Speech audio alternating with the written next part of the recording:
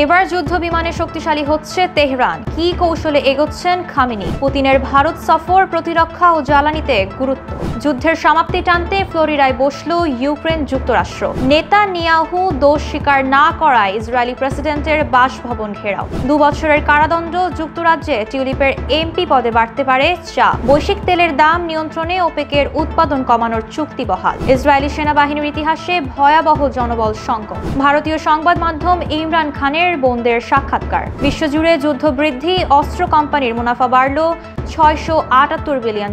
রাফার টানেলে অবরুদ্ধ ফিলিস্তিনি যোদ্ধাদের হত্যার দাবি ইসরায়েলের। মাদুরার সঙ্গে কথা হয়েছে, তবে কি কথা হয়েছে বলবো না জানালেন ট্রাম্প। এশিয়ার 4 দেশে ভয়াবহ বন্যায় প্রাণহানি 1000 ছাড়িয়েছে, নিখোঁজ বহু। সিরিয়ায় আইএসের 15 অস্ত্রাগার গুড়িয়ে দিল মার্কিন সিরীয় যৌথ বাহিনী। আসিয়ানের প্রযুক্তি সহযোগিতা সম্মেলনে নতুন রেকর্ড।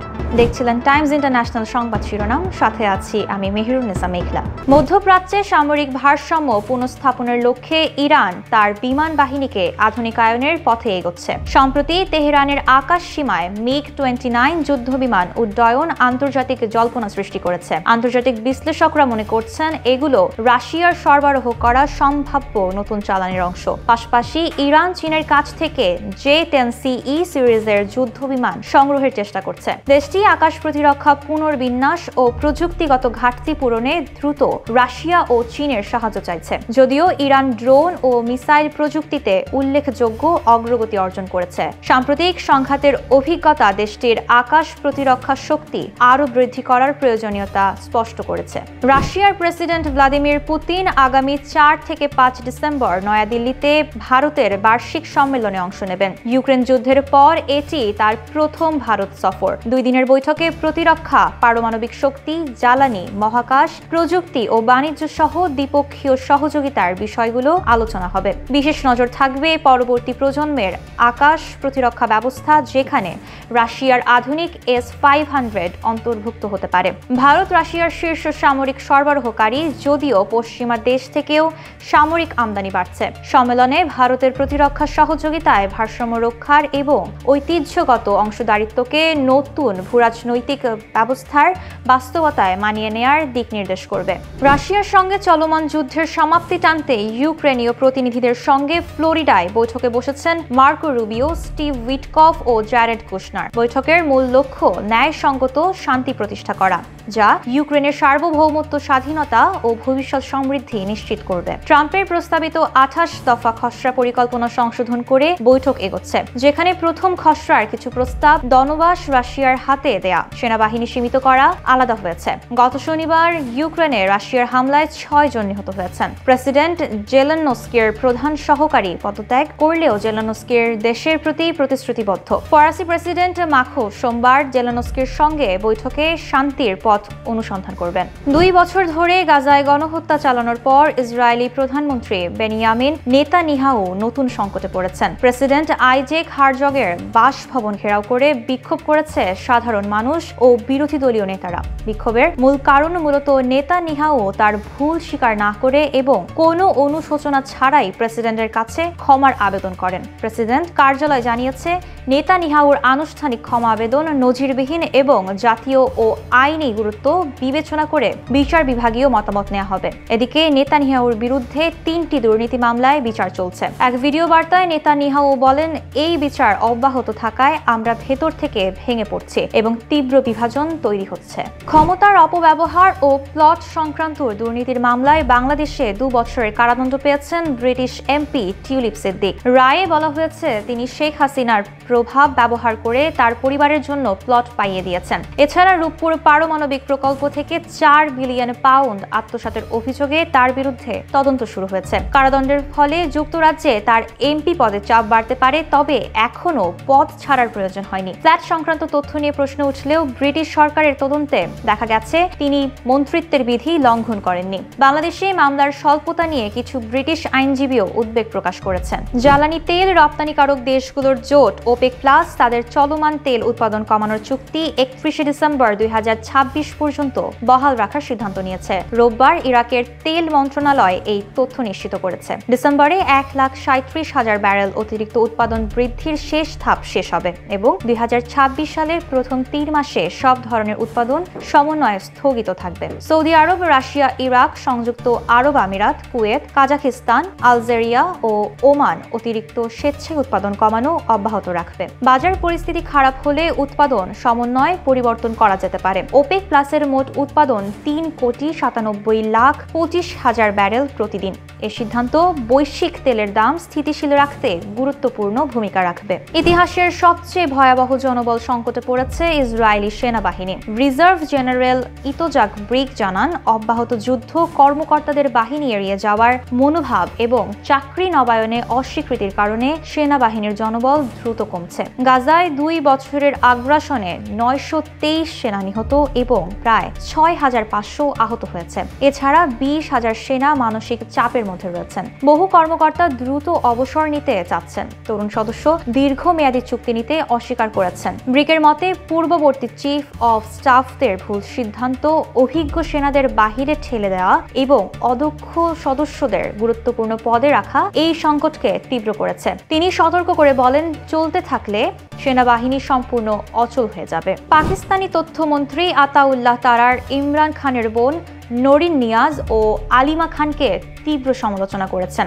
ভারতীয় সংবাদ মাধ্যম সাক্ষাৎকার দেওয়ার মাধ্যমে তারা সরকারের অর্জন থেকে মানুষের দৃষ্টি সরানোর চেষ্টা করেছেন বলে অভিযোগ করেন। তিনি বলেন, বোনরা শহীদ শিশু, সেনা ও কাশ্মীরের সমস্যা উল্লেখ না করে শুধু দুর্নীতির মামলায় বন্দী ইমরানের অবস্থার কথা তুলে ধরেছেন। তথ্যমন্ত্রীর অভিযোগ, বোনরা 2023 সালের 9 মে প্রথম দফায় ইমরানের গ্রেফতারের সময় সহিংসতায় জড়িত ছিলেন এবং কর কমান্ডারের বাড়িতে উপস্থিত ছিলেন। পাকিস্তানের রাজনৈতিক ও নিরাপত্তা প্রেক্ষাপটে এই বিতর্ক নতুন উত্তেজনা তৈরি করেছে। বিশ্বজুড়ে বিভিন্ন অঞ্চলে বড় ধরনের যুদ্ধ ছড়িয়ে পড়ায় 2024 সালে শীর্ষ 100 সামরিক কোম্পানির মুনাফা বেড়ে $678 বিলিয়ন পৌঁছেছে। স্টকহোম ইন্টারন্যাশনাল পিস রিসার্চ ইনস্টিটিউটের প্রতিবেদনে বলা হয়েছে, মার্কিন ও ইউরোপীয় কোম্পানির মুনাফা প্রধানত বৃদ্ধি পেয়েছে, আর চীনা ও এশিয়ার কিছু কোম্পানিও ভালো ফল করছে। Lockheed Martin, নর্থ্রপ Grumman, general dynamics শীর্ষে। ইলন মাস্কের স্পেস এক্স প্রথমবারের মতো শীর্ষ 100-তে। ইউক্রেনের জেএসসি 41% বৃদ্ধি দেখিয়েছে। চেকোস্লোভাক গ্রুপ 193% বৃদ্ধি পেয়ে রেকর্ড পরিমাণ মুনাফা করেছে। পাশাপাশি ইসরায়েলের 3 কোম্পানি 16% বৃদ্ধি করেছে। জাপান, দক্ষিণ কোরিয়া, মধ্যপ্রাচ্য ও তুরস্কের কোম্পানিরাও উল্লেখযোগ্য বৃদ্ধির তথ্য এসেছে। গাজা উপত্যকার দক্ষিণাঞ্চল রাফার টানেলগুলো অবরুদ্ধ। সব ফিলিস্তিনি যোদ্ধাকে ইসরায়েলি বাহিনী হত্যা করেছে বলে দাবি করেছে ইসরায়েল। নিরাপত্তা সূত্রের বরাত দিয়ে চ্যানেল 14 এই তথ্য জানিয়েছে। সূত্রের মতে, ইসরায়েল আগামী সময়ে ইয়েলো জোন এলাকায় নিয়ন্ত্রণ বজায় রাখবে এবং সামরিক উপস্থিতি জোরদার করবে। সম্প্রতি ইসরায়েলি সেনাবাহিনী জানিয়েছে, গত কয়েকদিনে রাফার টানেলগুলোতে 40 ফিলিস্তিনি প্রতিরোধ যোদ্ধা নিহত হয়েছে। হামাসের সঙ্গে চলমান যুদ্ধবিরতির মধ্যেও গাজা জুড়ে ইসরায়েলের হামলা অব্যাহত রয়েছে। 7 অক্টোবর 2024 থেকে চলমান সংঘর্ষে অন্তত 70,100 ফিলিস্তিনি নিহত হয়েছে। ভেনেজুয়েলার প্রেসিডেন্ট নিকোলাস মাদুরোর সঙ্গে ফোনে কথা বলেছেন মার্কিন প্রেসিডেন্ট ডোনাল্ড ট্রাম্প, তবে আলোচনার বিষয়বস্তু প্রকাশ করেননি। নিউ ইয়র্ক টাইমস জানিয়েছে, ফোন আলাপে যুক্তরাষ্ট্রের সম্ভাব্য 2 নেতার বৈঠকও আলোচিত হয়েছে। ট্রাম্প বলেন, এটি কেবল একটি ফোন কল ছিল এবং ভালো বা খারাপ হওয়া নিয়ে তিনি কিছু বলবেন না। সম্প্রতি তিনি ভেনেজুয়েলার আকাশপথ সম্পূর্ণ বন্ধ করার পরামর্শ দিয়েছেন, যা কারাকাসে উদ্বেগ তৈরি করেছে। যুক্তরাষ্ট্র মাদুরোকে ক্ষমতাচ্যুত করার বিকল্প সহ নানা পদক্ষেপ বিবেচনা করেছে। ক্যারিবিয়ান অঞ্চলে সন্দেহভাজন মাদকবাহী নৌকার উপর হামলার প্রস্তুতি চলছে। মাদুরো ও তার প্রশাসন ফোনালাপ নিয়ে মন্তব্য করেনি। ভয়াবহ ঘূর্ণিঝড়, ভারী বর্ষণ ও ভূমিধসের আঘাতে ইন্দোনেশিয়া, শ্রীলঙ্কা, থাইল্যান্ড ও মালয়েশিয়ায় প্রাণহানির সংখ্যা ছাড়িয়েছে 900। হাজারো মানুষ আহত এবং নিরাপদে আশ্রয় ছুটছে। ইন্দোনেশিয়ার সুমাত্রা দ্বীপে 435 জনের মৃতদেহ উদ্ধার, এখনও 406 নিখোঁজ।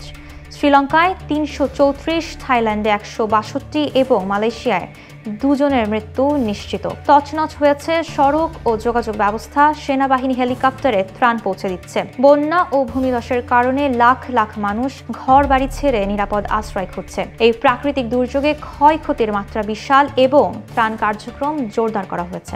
আন্তর্জাতিক সহায়তারও আবেদন জানানো হয়েছে। সিরিয়ার দক্ষিণাঞ্চলে ইসলামিক স্টেটের 15টি অস্ত্রাগার ধ্বংস করেছে মার্কিন সিরীয় যৌথ বাহিনী। সেন্টকম জানায় 24 থেকে 27 নভেম্বর পর্যন্ত টানা অভিযানে 130টিরও বেশি মর্টার, রকেট, বহু assault rifle, machine gun, anti tank mine ও বোমা তৈরির সরঞ্জাম নিষ্ক্রিয় করা হয়েছে। 2013 সালে উত্থানের পর আইএস দক্ষিণ সিরিয়া ইরাকের বিস্তীর্ণ এলাকা দখল করলেও দীর্ঘ অভিযানে তাদের শক্তি ভেঙে পড়ে। এখন মাত্র 5 ভাগ এলাকা টিকিয়ে রেখেছে তারা। 2024 সালের অভ্যুত্থানে আসাদ সরকারের পতনের পর অন্তর্বর্তী প্রেসিডেন্ট আহমেদ আল শারা ক্ষমতায় আসেন এবং সম্প্রতি হোয়াইট হাউসে সাক্ষাৎকালে যুক্তরাষ্ট্র তাকে পূর্ণ সহযোগিতার আশ্বাস দেয়। মালয়েশিয়ার কুয়ালালামপুরে অনুষ্ঠিত আসিয়ানের 3 দিনব্যাপী প্রযুক্তি সহযোগিতা সম্মেলনে এবার অংশগ্রহণ রেকর্ড ছাড়িয়েছে। MITEC-তে আয়োজিত এই আসিয়ান চেয়ারম্যানশিপ 2025-এর ইভেন্টে 13 দেশের উচ্চ পর্যায়ের প্রতিনিধির অংশগ্রহণে এটি অঞ্চলের অন্যতম প্রভাবশালী মঞ্চে পরিণত হয়। উদ্বোধন করেন উপপ্রধানমন্ত্রী দাতুক ফাদিল্লা ইউসুফ, যিনি প্রযুক্তি, মানব সম্পদ ও আঞ্চলিক ঐক্যকে ভবিষ্যৎ রূপান্তরের মূল শক্তি হিসেবে উল্লেখ করেন এবং সম্মেলনকে প্রতি বছর আয়োজনের ঘোষণা দেন। বিভিন্ন মন্ত্রী পর্যায়ের সংলাপ, বিজ্ঞানী, শিল্প নেতাদের আলোচনা, একাধিক MOU সই এবং উদ্ভাবন প্রদর্শনের মধ্য দিয়ে মালয়েশিয়া নিজেকে আঞ্চলিক উদ্ভাবন কেন্দ্র হিসেবে আরও সুদৃঢ় করেছে। এই ছিল আজকের টাইমস ইন্টারন্যাশনাল। 10 মিনিটে সারা বিশ্বের সর্বশেষ খবর পেতে সাবস্ক্রাইব ও ফলো করে বাংলাদেশ টাইমসের সঙ্গেই থাকুন। ধন্যবাদ।